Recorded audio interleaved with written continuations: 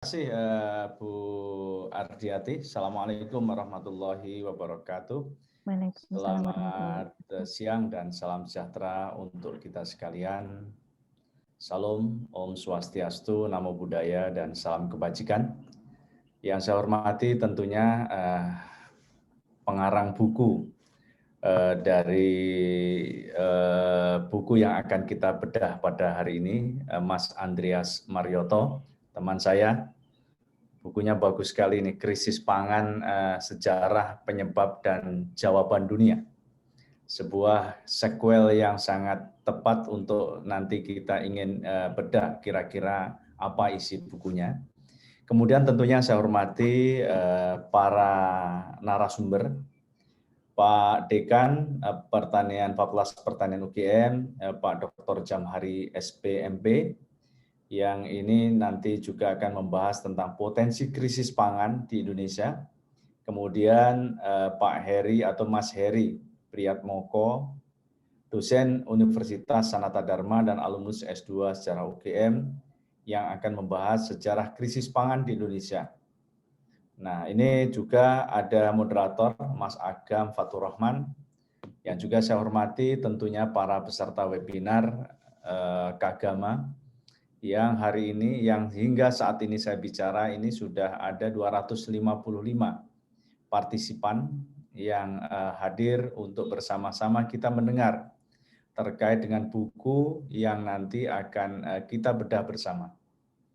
Saya rasa ini juga waktu yang sangat bagus, terutama bagi yang sedang menjalankan ibadah puasa. Meskipun mungkin adalah jam-jam yang sangat berat ya untuk jam-jam sekarang ini, tapi anggap aja sebagai ngabuburit ya menjelang berbuka puasa sambil kita mendengarkan satu pembahasan yang sangat relevan apabila kita lihat konteks saat ini. Pertama saya mengucapkan selamat dululah kepada Mas Andreas sudah menghasilkan satu karya Krisis Pangan, Sejarah, Penyebab, dan Jawaban Dunia. Saya rasa ini adalah tema yang sangat kontekstual dan juga sangat relevan dengan kondisi kekinian. Memang kalau kita lihat yang namanya pangan, energi, ini air ya, ini adalah sesuatu yang tidak akan pernah istilahnya tidak menjadi isu utama. Apalagi kondisi-kondisi di mana populasi semakin meningkat, lahan semakin terbatas, tentunya mereka membutuhkan yang namanya pangan ini semakin istilahnya jumlah, kalau kita lihat dari sisi lahan tentunya juga sangat semakin berkurang. Sehingga masa depan dunia ini tentunya juga terkait dengan bagaimana kita bisa merespon isu-isu pangan ini dengan sebaik-baiknya. Dua hal yang saya rasa ini tidak kita yang akan kita bahas pada hari ini. Yang pertama tentunya adalah Mas Heri menyoroti persoalan terkait dengan sejarah. Artinya sejarah yang terkait dengan krisis pangan. Berarti kan krisis pangan itu bukanlah isu kekinian saja, isu yang sudah terjadi di masa-masa yang lalu. Dan tentunya setiap masa dia akan memberikan respon yang tepat. Kira-kira bagaimana mengatasi persoalan tersebut. Kita bukan bicara masalah bagaimana melihat responnya, tapi yang tidak kalah penting adalah kita belajar. Kita melihat untuk belajar mencari jawaban dari persoalan-persoalan kekinian. Karena saya yakin kadangkala kalau orang sejarah, peristiwa itu kan hanya berulang-ulang, yang membedakan hanya setting waktu dan pelakunya. Nah, kemudian ditambah lagi dengan apa yang disampaikan nanti oleh Pak Jamhari. Nah, terus terang ya Mas Andreas, mungkin karena saya belum mendapat bukunya, saya hanya mengira-ngira aja lah isi bukunya tersebut. Saya rasa isinya artinya terkait dengan misalnya apa yang selama ini dilakukan oleh pemerintah. Saya rasa pemerintah ini tidak pernah satu waktu pun untuk tidak menganggap pangan ini menjadi sebuah isu yang tidak serius. Berbagai katakanlah terobosan-terobosan inovasi kebijakan pernah dilakukan. Dulu pernah kita yang namanya dikenal dengan adanya program 1 juta hektar tanah gambut.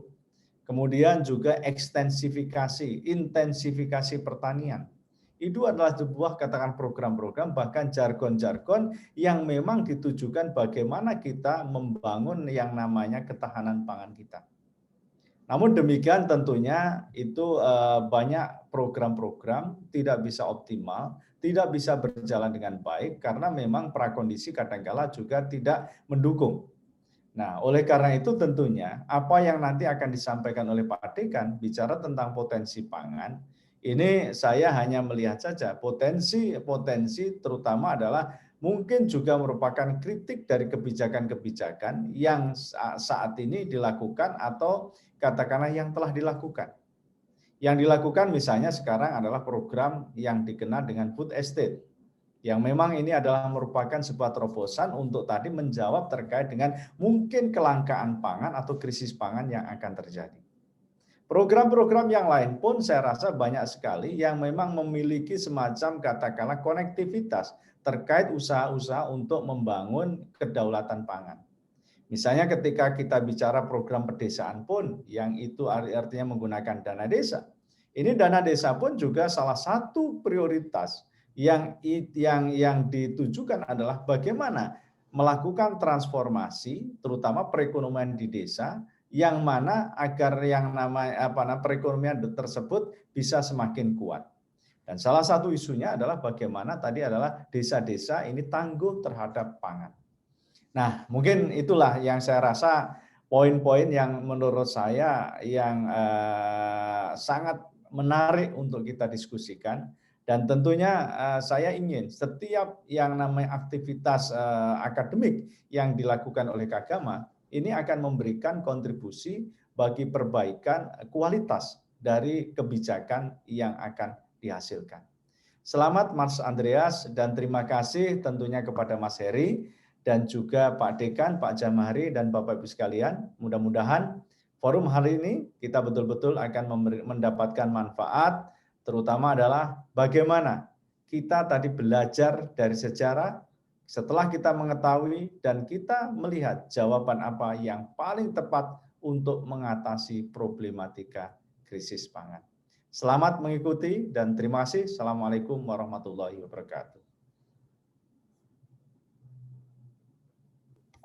Waalaikumsalam warahmatullahi wabarakatuh. Terima kasih, Kak Anwar.